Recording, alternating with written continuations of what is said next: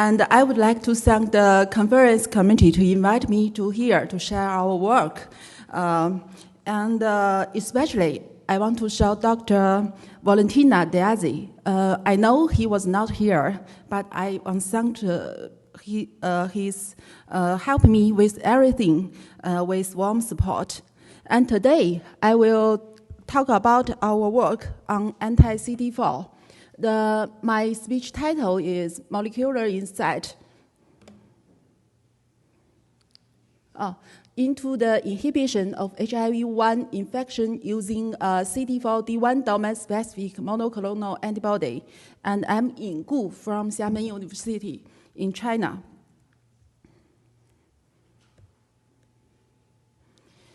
And this is the outline of my speech. I will talk about CD4 and anti-CD4 before I introduce our work. At last, I will make a perspective for our work. And the key word in my talk is an anti-CD4 monoclonal antibody with the name 15A7. First session, let us emphasize CD4 is the primary gate for HIV infection. As well known as is caused by HIV infection, and the AIDS has become one of the most widespread and the most serious infectious disease in the world. We have many topics on AIDS in this conference. This picture shows the HIV infection events include magic process of viral host interaction. The HIV infection begins with host cell recognition and entry mediated by the HIV envelope protein. ENV consists of a trimer GP160 spike on the surface of the viron. The binding of GP120 with CD4 receptor plays a crucial role in HIV infection. The conformational change mediates the co-receptor binding and then the membrane contact and fusion. Thus, CD4 acts as primary receptor for HIV infection and should be one of the most important targets for antiviral research. The left panel is the events, and the right panel of the picture is the crystal structure of GP120 complex with CD4 molecules. The result is get from Tongqing Zhou of NIH. He is now our collaborators. Human CD4 is a single-chain transmembrane glycoprotein, belongs to the immunoglobulin superfamily, and he has 4 domains. D1 domain, D2 domain, D3 domain, and D4 domain. Structurally, D1 and D3 domain shows as IgV domains, and D2 and D4 domain shows to be IgC domains. D1 domain involves, D1 domain is here. D1 domain involves an MHC2 binding site, which is overlap with GP120 binding site. The left panel shows the crystal structure of the complex of CD4 and GP120. That GP120 bind to CD4 on a conformational footprint. The counterpart site on GP120 include CD4 binding loop, bridge sheet, loop D, and loop V5. The affinity constant of GP120 binding with CD4 is about 20 nanomolars. Unlike we all know that GP120 has variation of genetic, but CD4 is absence of mutation, so it might be important to develop antibody against CD4. In my opinion, target CD4 seems to be a possible way to fight HIV, but the anti-CD4 antibodies has not received as much attention as anti-ENV antibodies. Here is the overview of anti-CD4 antibodies.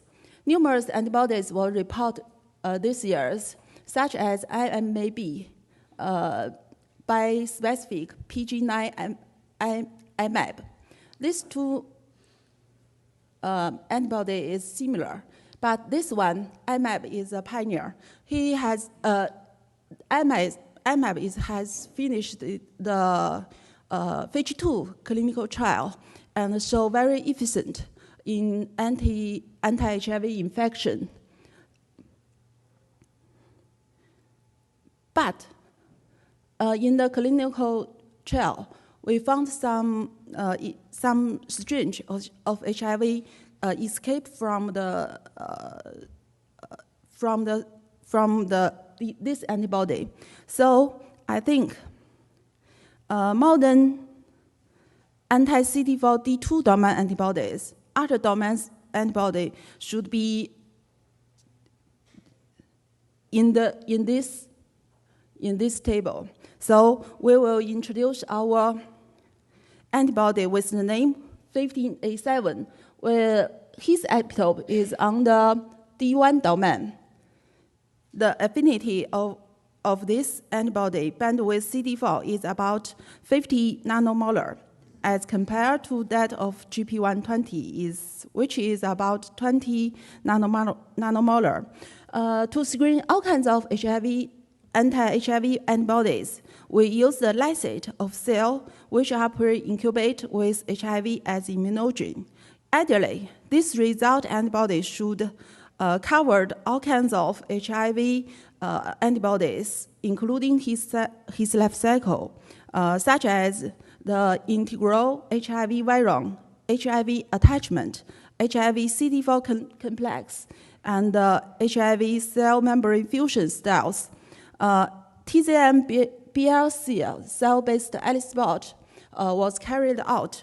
We have got many kinds of anti-HIV antibodies, but we will just focus on CD4D1 domain-specific monoclonal antibody 50A7 today. In the neutralization assay, 50A7 recognizes a wide range of HIV isolates.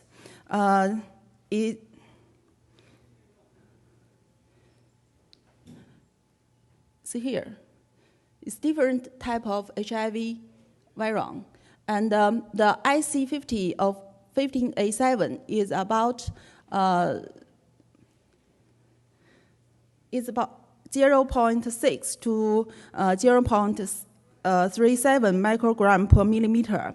According to the receptor IC50 value of anti-ENV antibodies, most of them range from 1 microgram per millimeter. This indicates this data shows that 50A7 is comparable or more efficient than anti-ENV antibodies. In order to identify which way is 50A7 worked, we prepare different kinds of different kinds of lengths of the 50A7, such as the Fab of 50A7 and the Fab2 of the 50A7 and the full-length 50A7 antibodies. In this result, we can find out that Fab2 antibodies comparable with the full-length antibodies, but Fab is so lower, about 20 times than the whole family, whole antibody and the Fab2. So we can make a conclusion that Fc fragment is not involved in the inhibition. In the beginning, we found out that 50A7 cannot bind with HIV-1. Then we used the flow cytometry assay based on various phenotype of cell to detect 50A7 compare with anti-CD4, anti-CCR5, and anti-CXCR4 antibodies. This is the result. It's shown in the table. the binding profile of 50A7 is quite similar with anti-CD4. The further immunofluorescence assay is carried out, which confirm that 50A7 attached to the surface of HIV cells. And then to detect the reaction between 50A7 and CD4, we express and provide different fragments of CD4, including D1 domain, D1, D2 domain, D2 domain, D3 domain, D4 domain, and the soluble whole CD4 domain. In the result, we found out that the HIV infection inhibition assay by pre-incubation of this CD4 fragment show that all the CD4 fragments contain D1 domain can inhibit HIV infections. But this fragment without CD4 D1 domains cannot. So the data is consistent with the fact that HIV GP120 bind to CD4 D1 domain. We use out of these CD4 domains, different kind of CD4 domains in Western blotting. We can see that D1, D2, and CD4 show good reactivity with 50A7, these two. This is a reducing STS page, and this is a reducing STS page.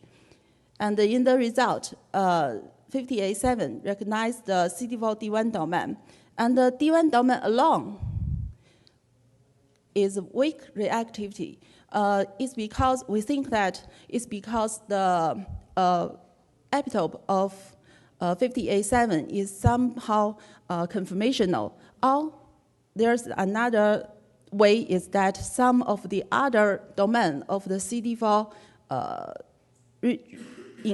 involved in the reaction of 50A7 and CD4. But there's another result that on the SDS page and the Western blotting, we can find out it is because the epitope of 50A7 is conformational, at least partially. To inspect the 50A7 CD4 binding, we cloned different fragments of D1 into HBCAG particle to display the different D1 domains, different D1 regions. This is the result showing in dot blotting, and the various fragments of CD4 D1 domain display on HBC core AG. The name is C159 particle.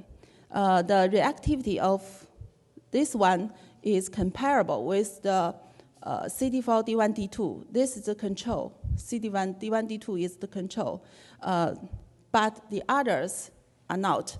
So we can conclude that CD1 50A7's epitope is conformational sensitive to CD4.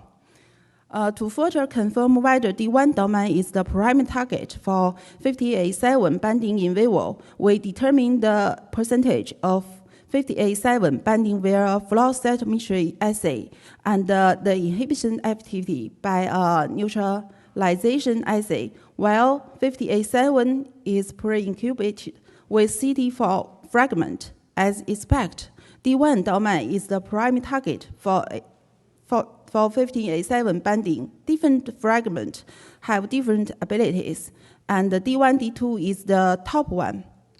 D1, D2 is the top one. In the next studies, we will mainly use the D1, D2 in 50A7 investigation. To further mapping of 50A7 epitope, we hypothesize that CD4 binding site of 15A7 might be associated with those of the GP120 and MHC binding site on the D1 domain. We carry out a site direct align scanning mutation to identify the 50A7 epitope. The footprint of 50A7 binding was shown to located on these residues here, these residues, which is overlap with the GP120 and MH2 epitope.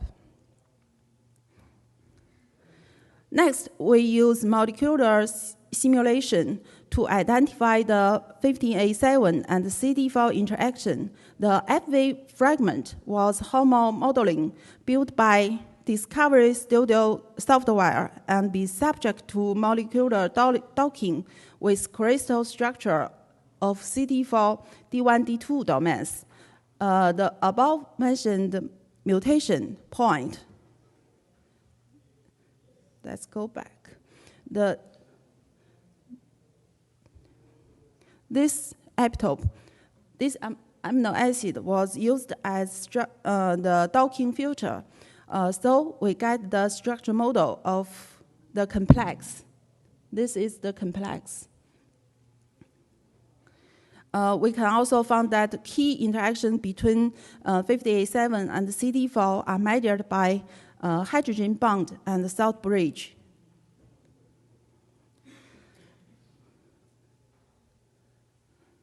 And then we go back to find out the 50A7 binding to CD4 plus cells in the presence or absence of HIV. We wondering 50A7 has PAN activity. PAN activity means post-attachment neutralizing activity. And before the PAN assay, we titrate minimum HIV load for saturation with CD4 on the cellular surface. The titrate curve shown in this picture, HIV load for 100% saturation with CD4 is about million TCID15 per millimeter for 1,000 cells. So we will apply this amount of HIV load for the next 50A7 binding assay. And then we test the 50A7 binding in the presence or absence of HIV infection. We got a result here. It's not work. We got a result here. The red one is with HIV. The blue one is without HIV. So that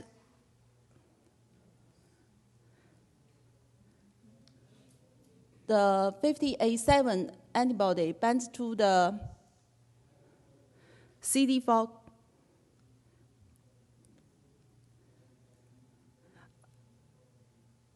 and interesting, in this study we found a trimer complex, means that 50A7 can bind to HIV and HIV plus cells.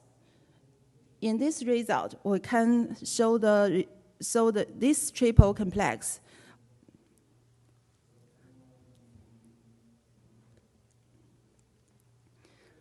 Finally, we got our PAN neutralization of 50A7.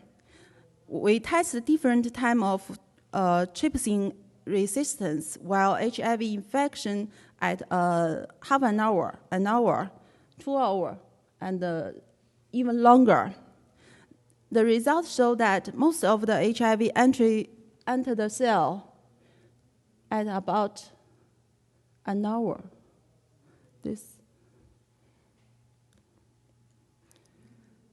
And this is our PAN result. Our control is the VRC01 NIH. This antibody is from NIH. I know that this antibody is also on the clinical trial.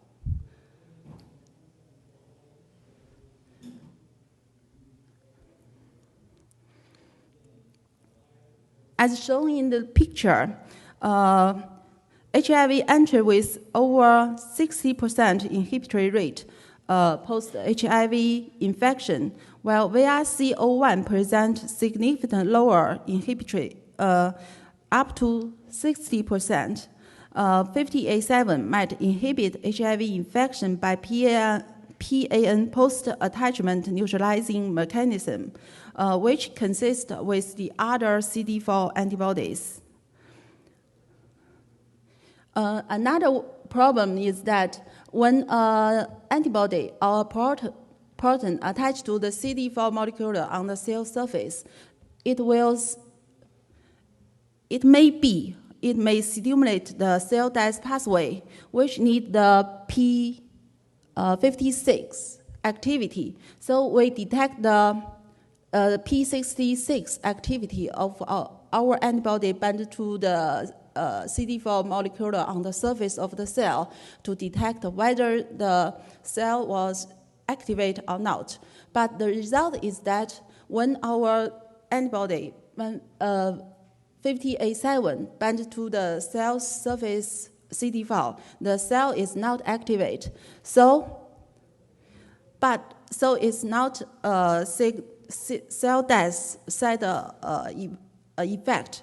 But I think it's not enough. We need more result about safety-related experiment. So we will do it later.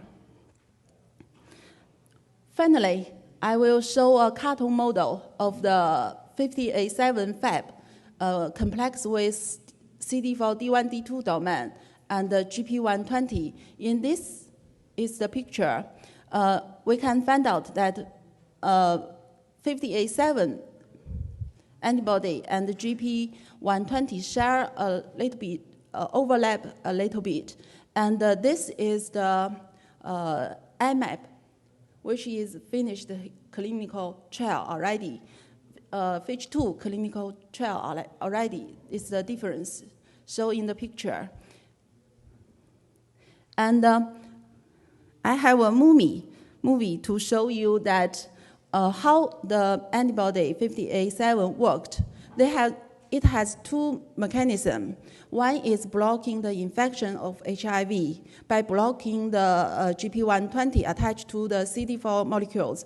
The other is PAN mechanism. That is, when the GP120 is bound to the CD4 molecules, the 50A7 can compete the HIV binding, so it can block the HIV infection to the cell.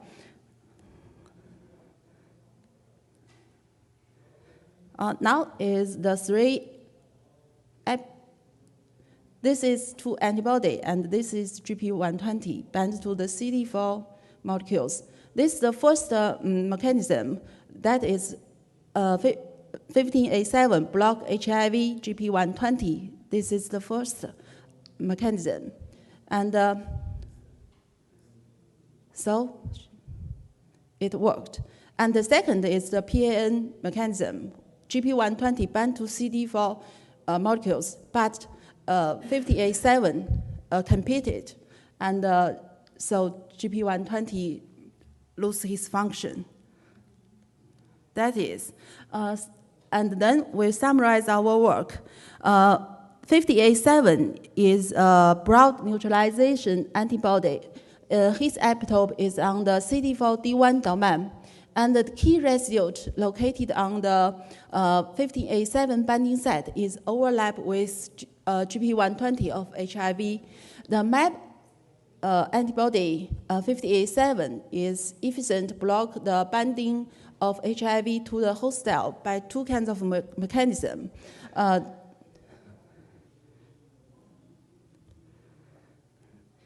And we'll give some perspective on our work.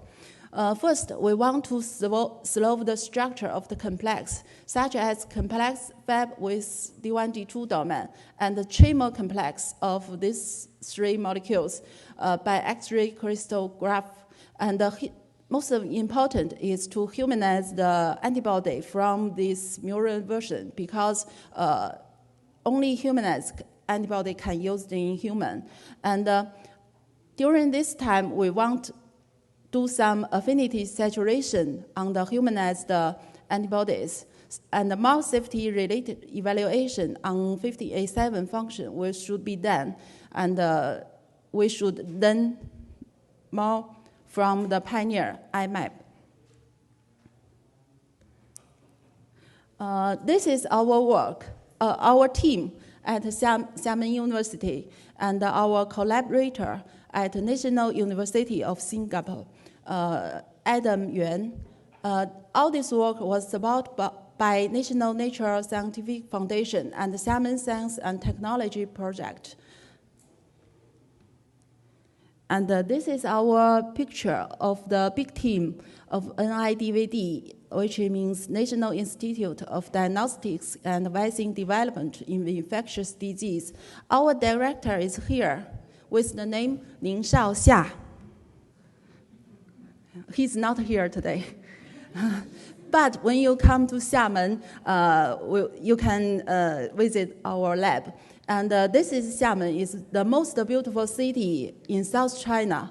I hope you see you at Xiamen. And this is the Gulang Island in Xiamen City. It's famous for the different kinds of building worldwide. And he has another name, Piano Island, because each family has a piano. The children began to learn piano, how to play piano, very young. When they are very young, it's beautiful. And this is our university, Xiamen University. I think she is the most beautiful university in China. And this different view of Xiamen University. We have 3 campuses now.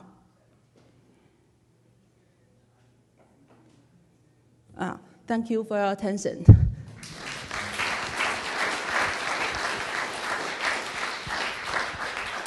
Ying, I'm back.